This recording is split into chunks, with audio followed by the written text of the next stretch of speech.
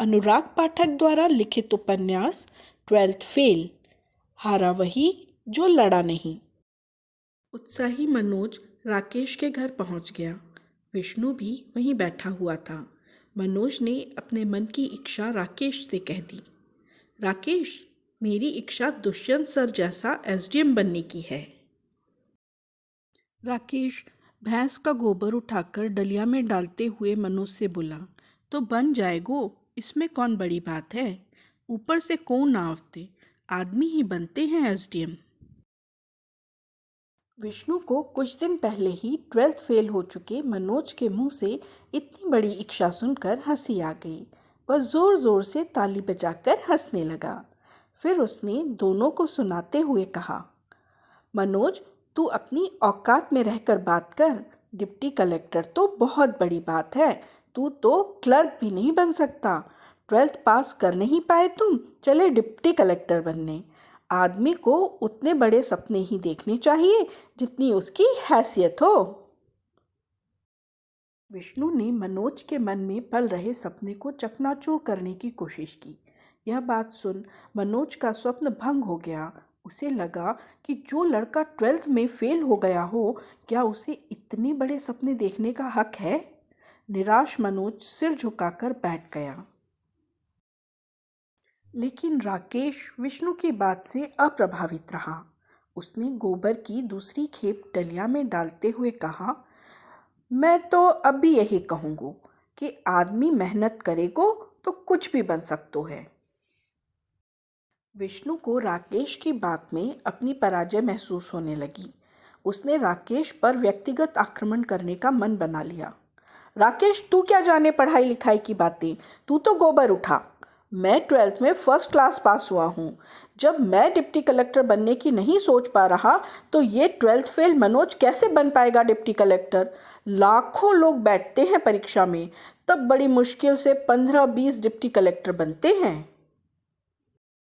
विष्णु की बात सुनकर मनोज के मन में कुछ देर पहले आया उम्मीद का झिलमिलाता प्रकाश अचानक दूर हो गया। विष्णु ने अपने विचारों से मनोज के मन में कुछ देर पहले उठे उत्साह के तूफान को ठंडा कर दिया। मैं तो अनपढ़ गवार हूँ, मोए तो जो समझ आतो है बोल देत हूँ। तू बुरो न मान विष्णु। राकेश ने अपनी पराजय स्वीकार करने के भाव से कहा। अपनी विजय से प्रसन्न विष्णु ने मनोज को सलाह दी। देख मनोज, तू इस जन्म में तो 12th पास न कर पाओगो, इसलिए मैं तुझे सही सलाह देता हूँ। अपने गांव में नाश्ते की अच्छी दुकान नहीं है। समोसे, मुंगोड़े, जलेबी की बहुत डिमांड है गांव में। टेम्पो चलाने से अच्छा काम है मुंगोड़े बनाना। कुछ दिन जोरा के बाबूलाल मुंगोड़े वाले के यहाँ ट्रेनिंग ले ले, फिर गांव में ही अपनी दुकान खोल लेना। राकेश की भैंस खेत में चारा खाने गई थी। भरपेट चारा खाने के बाद वह गर्दन हिलाते हुए घर वापस आ गई। भैंस के पीछे पीछे उसका बच्चा भी उछलता हुआ आ गया। राकेश ने विष्णु के उतावलेपन को कम करने के उद्देश्य से कहा, विष्णु, तू परेशान ना हो, सब ठीक हो जाएगो। तू तो काम कर, रूपा को खूंटे से बांध दे, तब तक मैं उसके बच्चे को पानी पिलाए देती हूँ। अपनी विजय से प्रसन्न विष्णु भैंस को खूंटे से बांधने लगा।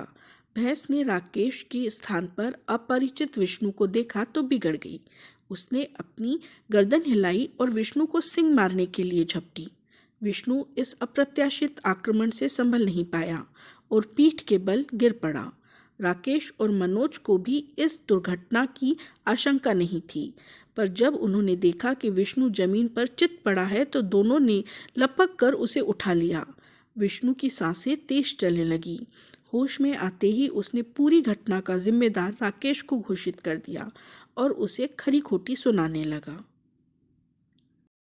राकेश ने मंद मंद मुस्कुराते हुए अपनी सफाई दी। शुरू में 2-3 बार तो मुझे भी पटक दिया था रूपा ने, पर धीरे धीरे पहचानने लगी। अब तो इतनी होशियार हो गई है कि खेत से चारा खा के इतनी दूर अकेले आ जाती है। इतना कहकर राकेश भैंस की गर्दन पर हाथ फहराता रहा। भैंस काफ़ी देर तक राकेश का प्यारा स्पर्श महसूस कर कर अपनी गर्दन हिलाती रही। विष्णु जे भैंस भी लगातार अभ्यास से अपने घर पहुंचने का रास्ता पहचानना सीख गई। जानवर भी लगातार एक ही काम करते करते सीख जाता है। हम तो फिर भी आदमी हैं। आदमी के लिए कुछ भी काम कठिन ना है। करत करत अभ्यास से जड़मति होत सुजान, रसरी आवत जात से सिल पर होत निशान। राकेश ने एक आक्रामक विराम के बाद अपने मन में बहुत देर से रुकी हुई बात बचपन में पढ़े दोहे के माध्यम से कही। विष्णु को उम्मीद नहीं थी कि अनपढ़ राकेश भैंस के उदाहरण से पढ़ाई और सफलता के सिद्धांत की बात समझाएगा। मनोज के मन में छाई घोर निराशा के बीच एक बार फिर उम्मीद की किरण फूट पड़ी। वह घर चला गया। रात भर छत पर लेटा सुदूर सपनों में खोया रहा।